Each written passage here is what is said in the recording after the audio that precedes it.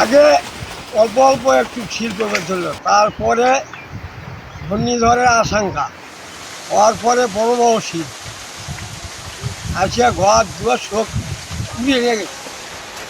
ওরা কথা যায় কোনোটা রাস্তার যা পড়ে আছে, কোনোটা পাতার মধ্যে যা পড়ে আছে। ফসল আউলে ছেলে করেছে, কতগুলো একদমই অল্প পর্যন্ত নষ্ট হয়।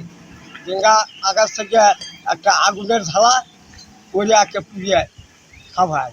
গম আপনার হলো ভুট্টো, তারপরে হলো ধান।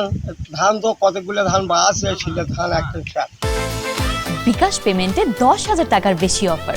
শপিং চলছে তো। শিলপরে মনে করো তোমার ধান যা আছিল বাবা, একদম ধান সব শেষ, যতটা জমি আছিল আর কি।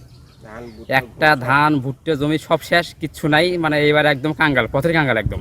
গত রাত বৃষ্টির কারণে অনেক শিল পড়ছে, শিল পরে অনেক ক্ষয়ক্ষতি। আমাদের ঘর বাড়ির টিন সব ঝাঁঝরা হয়ে গেছে এবং ফসলিয়া মাঠ, ভুট্টা এবং ধান ক্ষেত এগুলো একদম মাটির সাথে মিশে গেছে।